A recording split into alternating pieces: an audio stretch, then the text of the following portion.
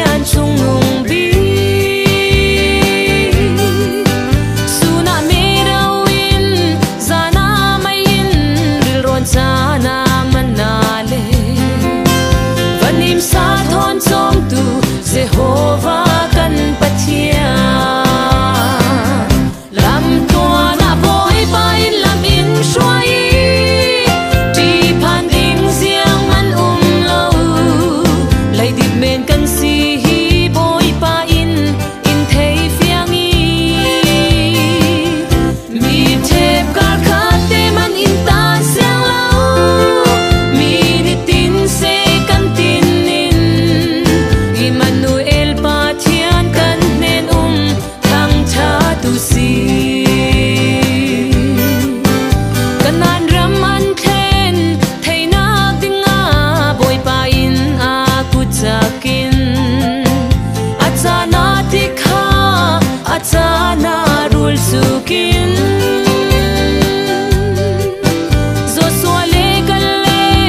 chun boy pai lung oi na ding long an holy an tum ram tha ram nuam kanan ram chu an theng lam tua na boy pai lam in shwai ti phan ding siang man lo lai dit men kan si hi boy pa in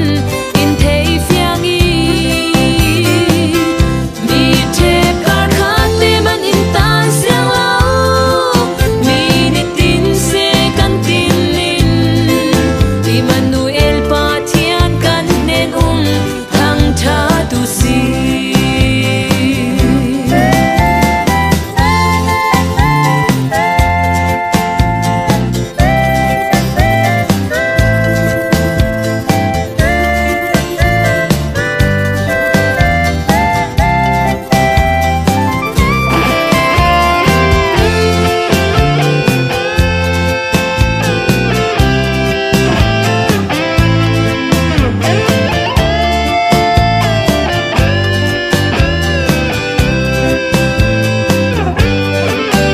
sum tu kan nun na boy pai shwai dan thei chiam lo in kan theu achana nat na achana sun ral na ta chan le lung oi chan khal la boy pai kutin in shwai cham chi alpha le omega kan sham pi chu asi